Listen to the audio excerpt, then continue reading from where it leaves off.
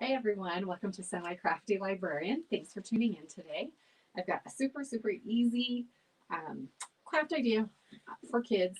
So something that maybe you can do in the evening after homework if you want to do something kind of crafty and fun, or on a weekend. I know people's lives just got way busier with school back in session. So I thought that we would just do something kind of cute, kind of fun, really simple. So we just have these little cardboard cutouts of little kitty cats, a snake. I think you could make a whole family of these little friends here, a cute little bear, which is my favorite.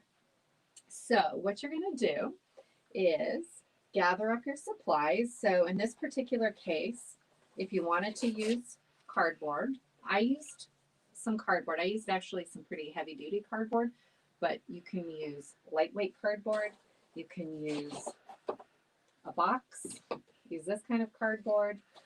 If you want something that's a little more sturdy, definitely use the box cardboard. Get your colored pencils, get some yarn, some markers. If you have any buttons, you can use buttons. If you've got just some little jewels, anything that you can embellish your little friends with. I had googly eyes, but I also just drew some eyes on too, and I actually think that looks cuter than the googly eyes. So real simple.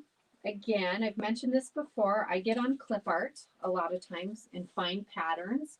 So this was just a snake, and kind of you probably don't even need to have a pattern. You can just freehand this. This was just a real simple cat shape, made a little puppy dog shape. So you'll draw it on your cardboard, and we'll use this one right here. You can see I already drew it on. The thinner the cardboard, the easier it is to cut out. For the snake, I found that the thin cardboard worked really well. For the stand-up critters, the thicker cardboard worked better. And there is a bit of a trick in terms of getting the sizing of the legs and the little thing that's like the kickstand holding it up, and I'll show you on the back. Um, to do it proportionately so that your little animal stands up. So the snake, easy, you cut it out, right? Um, so let me show you what I mean. So on this pattern of the cat, where did I put my pattern? You're going to have your little legs and then cut out this middle piece, and that's what's going to flip back and be the little kickstand that holds up your animal.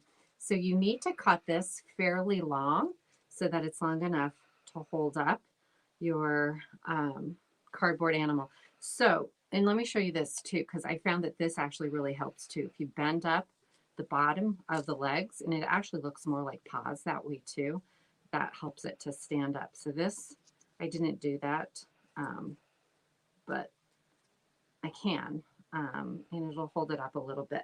So once you cut out your pattern, get your yarn, and you notice if you've watched Semi-Crafty Librarian before, I do a lot with yarn. I think it's just easy and fun, and you can be colorful and creative with the different textures and weights.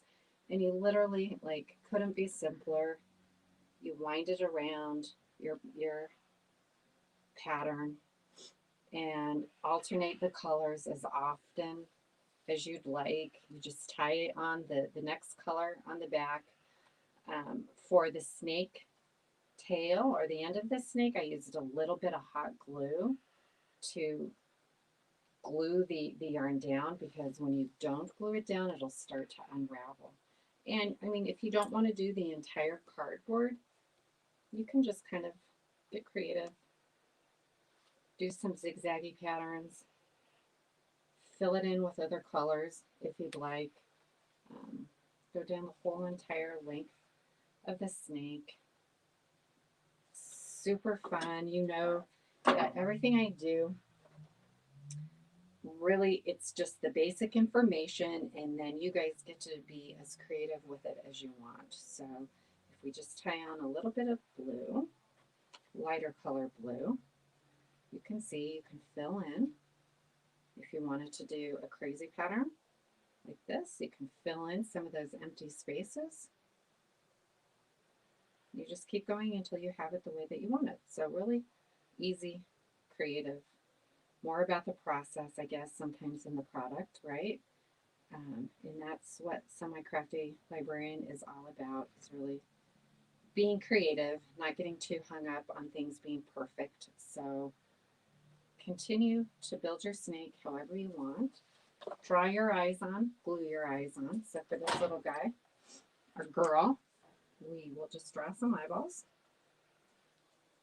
And like Miss Val does in her doodling with Miss Val, she always likes to draw eyelashes.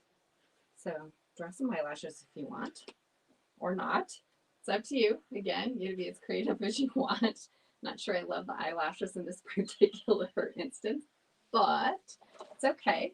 So let's do the little puppy dog. Okay, let's give him a little orange sweater. So again, I don't have my glue gun out, but if I had my glue gun out, I would just put a little dab of glue on the back, and that way it'll secure it in place, and then you just go round and round.